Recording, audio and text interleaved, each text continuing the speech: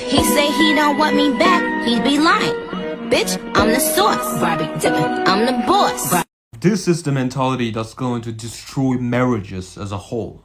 The whole idea of marriage is that you sacrifice things. I have to sacrifice my dreams. I have to sacrifice a lot of my happiness. If you decide you're not going to compromise on anything for your partner, there's literally no point in marriage. So women, if you think like this, don't get married. And men, do not marry women like this, bro. You're going to thank me later. Over the last few years, we've experienced a surge of Muslim women rejecting marriage, rejecting good traditional men.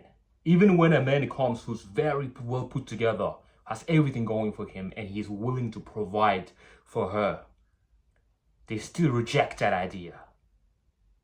Meanwhile, the non-Muslim women are starting to come forth, starting to come to their senses, and they want to go for these more traditional masculine men who will provide for them. So they are becoming a better option than the Muslim women.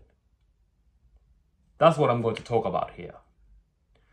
Now, firstly, let's figure out why this surge is happening. Why are these Muslim women choosing this like crazy, modern lifestyle over the life that traditional men can provide for them? It's all done through manipulation. Now, there are some sisters, and I'm going to play the devil's advocate. I'm going to support the sisters for a second. A lot of sisters, not majority, but a lot of them, have experienced men who want them to be like slaves and at the same time work a 9-to-5 job. What this does is it creates this sort of really strong, bitter resentment in the women. So what do those women do?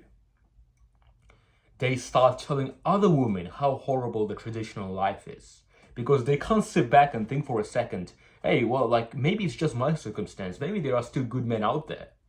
No. They are so emotionally charged that they have to make videos online and tell other women that all traditional marriages are as bad as what she's experienced. And then it starts this whole chain of feminism and obnoxious women. Meanwhile, there are some really good women, young women, who could have, most likely would have, found a really good man to protect and provide for them, and they would have lived a really good, peaceful life. But they've fallen for the propaganda, and now they choose to not get married. That's the reality we are experiencing right now. So how did feminism trick these women into this mindset? They've been putting up these propaganda-filled videos for eternity. I'm going to show you one in a second.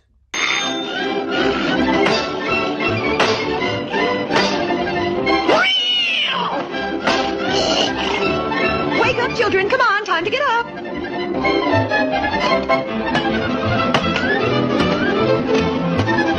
John, are you up? Yeah. Hurry up now, children.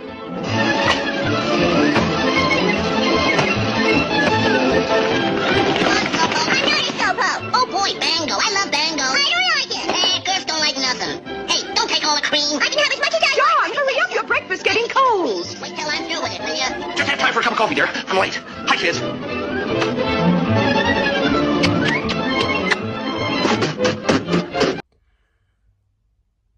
Have you seen the old Disney movies? Snow White, Beauty and the Beast. They are remaking all of them to make the idea of marriage and traditional relationships seem like a really toxic idea. I made a video on this, specifically talking about the Snow White situation. Check this out. I think this is gonna blow your mind. Let's debunk this propaganda. They are now remaking children's cartoons to appeal to feminism, to make young women hate the idea of being a traditional woman. So just by looking at this, we can start to think there's actually nothing wrong with a woman doing some household chores, cleaning the street and whatnot. And honestly, most women throughout centuries did not care. It's not that big of a deal. It's what humans do. Whether she lives by herself or whether she's married, you can go out and, water the garden and clean up the tables. It's not that tedious of a task. It's not crushing rocks with your hands. So women are naturally okay with these kinds of tasks. But in the modern world, they are trying to create this hatred for no reason. This disdain towards work. I think one of the main reasons is they want to get them into the workforce as quickly as possible. They want more women working and paying taxes. So you can see, like, this is how they're indoctrinating people. So this is like a big movement. I don't know why this is happening. I'm not going to get into whether it's the Matrix, whether it's the, you know, the other teams. I don't want to get banned, but you know who I'm talking about.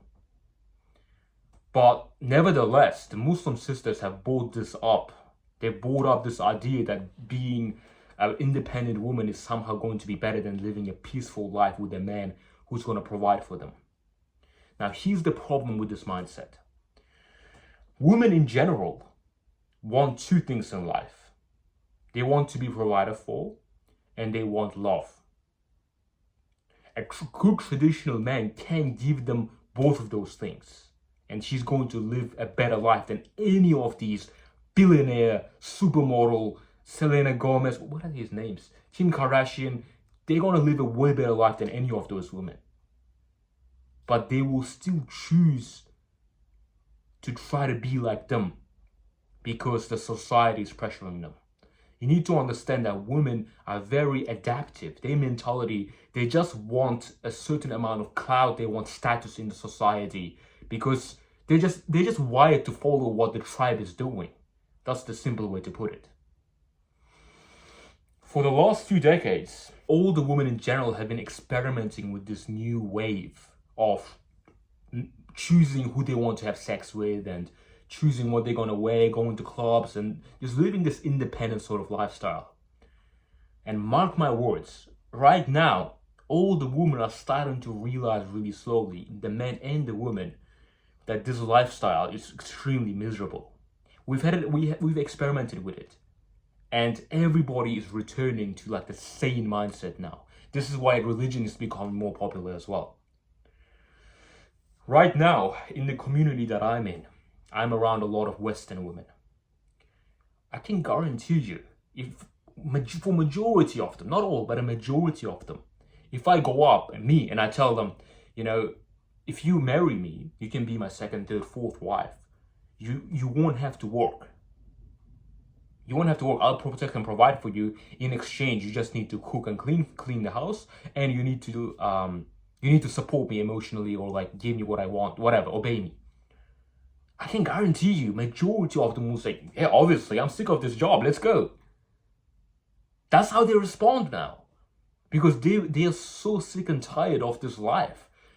They go to their trashy 9 to 5 job. They are miserable. They have to obey their boss, and a lot of these women are extremely resentful towards their managers and their bosses. They're getting harassed by the men there all the time, by perverts. At night, they go to clubs and they only get used for one night. They can't find a long, sustainable relationship with anyone. They're not getting what they want. They're getting a bit of sexual access, which is fun at the start, until this thought of loneliness kicks in. So when you present them this option, without thinking about this whole like traditional anti-feminist mindset, like forget about patriarchy. If you just give them this offer, you can do what I want, and I will provide you everything, love and money and house, everything. Bro, they will be fine with it. I can guarantee you. This is the crazy thing.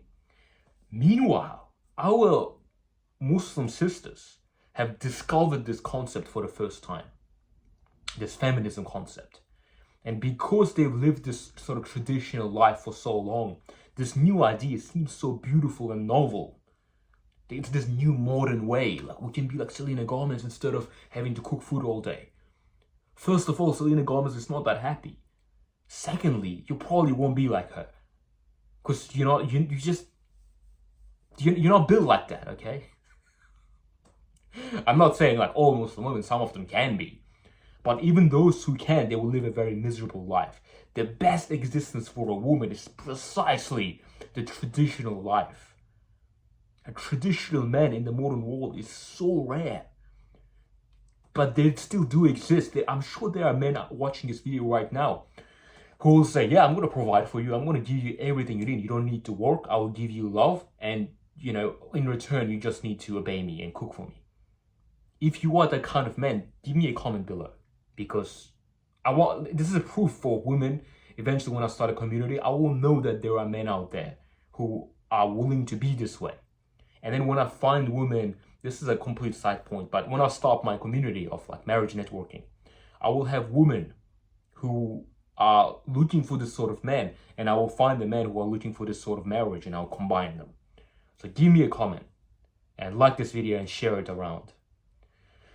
There's one caveat that I'm going to mention before wrapping up this video, and that is you need to actually know how to love a woman. If you don't know how to love a woman, there's no point in any of this, because women crave love more than they crave resources. If you can love a woman, any woman will be happy to do all your work for you, obey you, clean the house, all the household chores. If that's what you want, number one thing is you need to learn how to love. I will make many videos on this. You can go and check out some of my videos, Halal Riz course playlist. Maybe I'll put it here, maybe I'll forget, but just search up Halal Riz course on my playlist and you'll be able to find it.